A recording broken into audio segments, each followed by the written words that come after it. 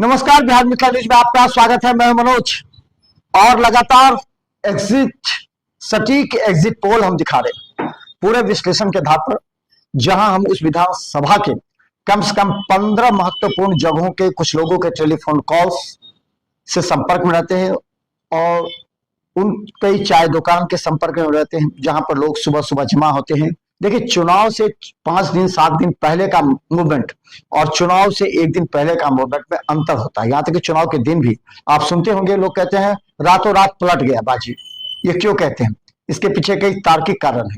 जो प्रत्याशी होते हैं ना, उनका ध्यान उन तमाम जगहों पर होता है जिस जगह पर उनका पॉजिटिव वोट निगेटिव जा रहा है, या ऐसे वोट जहां सामने विपक्ष का जो है सो पॉजिटिव है और उसे निगेटिव करना है, इस पर काम करते हैं। और वहां पर सारा खेल होता है, चाहे जिस तरह का जाति का समीकरण हो, चाहे किसी भी तरह का प्रलोभन हो या किसी भी तरह की बातें हो, उसको लाने का प्रयास करते हो। तो बहादुरपुर विधानसभा का हम आपको दिखाना चाहते हैं। देखिए, बहादुरपुर विधानसभा में इस बार प्रतिष्ठा की लड़ाई है, मदन सहनी की भी और भोला यादव की भी। भोला यादव ने इस बार कड़ी मशक्कत कर दी है। हालांकि भोला यादव को अंतिम क्षण में टिकट मिला था, यानी 17 तारीख को जिस दिन अंतिम नामांकन था उस दिन उन्होंने नामांकन किया था और उनके सामने की टक्कर मदन सहनी की थी, जिनको पहले ही टिकट की घोषणा संजय झा कर चुके थे। इस परिस्थिति में मदन सहनी के पास पूरा वक्त मिला।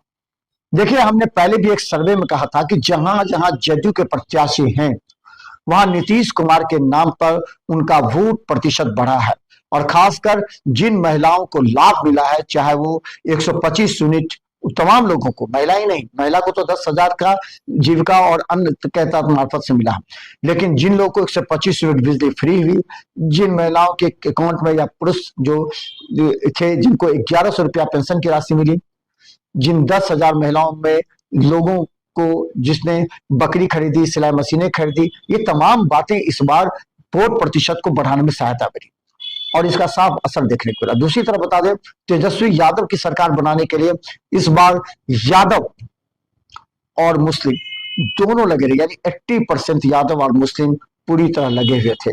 किसी भी तरह वोट को हम सीधा वोट बूथ तक पहुंचा दे, वोट बैंक को किसी तरह वोट बूथ तक पहुंचाने का ये जिम्मेवारी थी। हम बता दें, बहादुरपुर का जब समीकरण समझ लीजिए, 2015 में जब भोला यादव लड़े थे तो 71,000 उनको मत आया था, समझिएगा सटीक विश्लेषण। लेकिन 2020 में जो चुनाव का समीकरण था वो बहुत कुछ बोलता है 2025 में।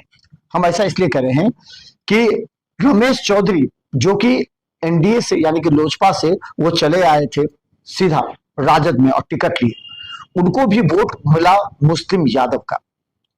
यह अलग बात है कि 5% यादव का वोट नहीं पड़ा होगा या एग्रेसिव पोल नहीं गिरा होगा, लेकिन मुस्लिम और यादव का मिला जुला जो परंपरागत वोट बैंक है वो रमेश चौधरी को मिला।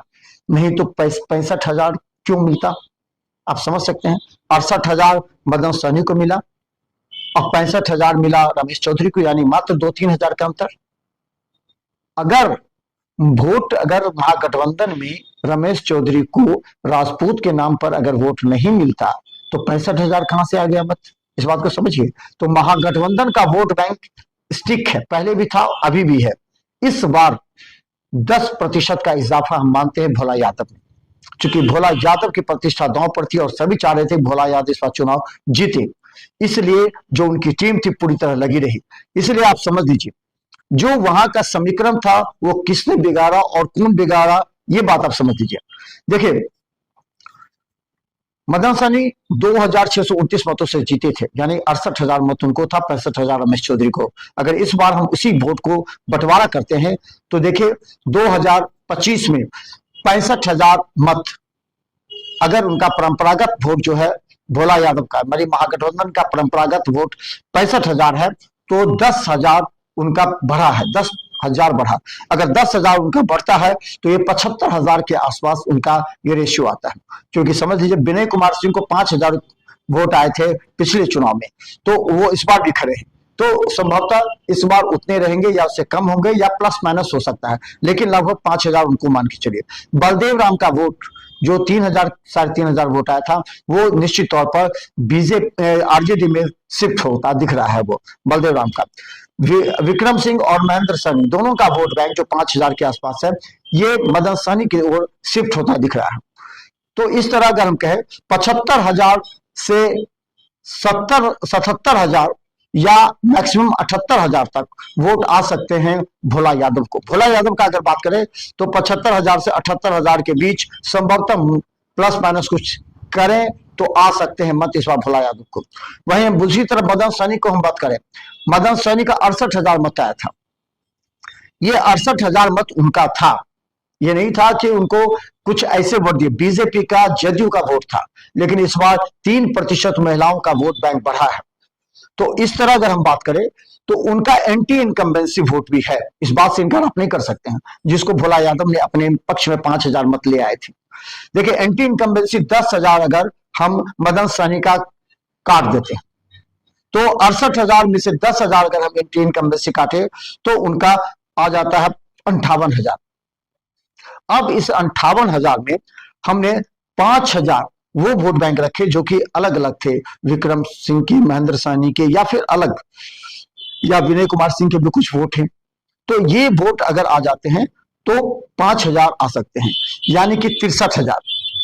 63,000 के बाद जान लीजिए कि एक महत्वपूर्ण जो पिछले बार 2020 में था वो था देवेंद्र झा का।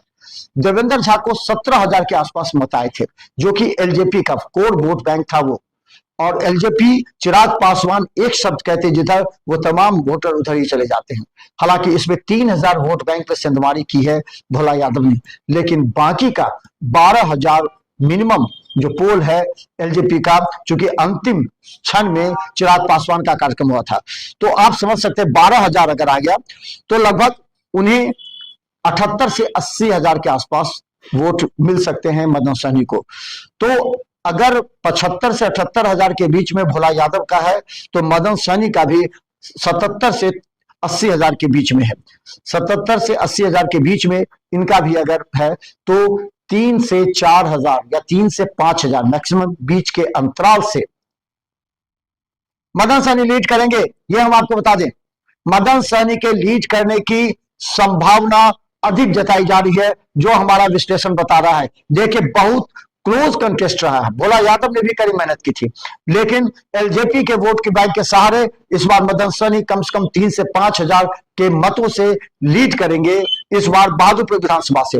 वहीं हम बता दें कम से कम 3% महिलाओं का अधिक वोट मिला है मदन सहनी को, तो अगर उसको जोड़ा जाएगा तो बहुत कुछ हो सकता है।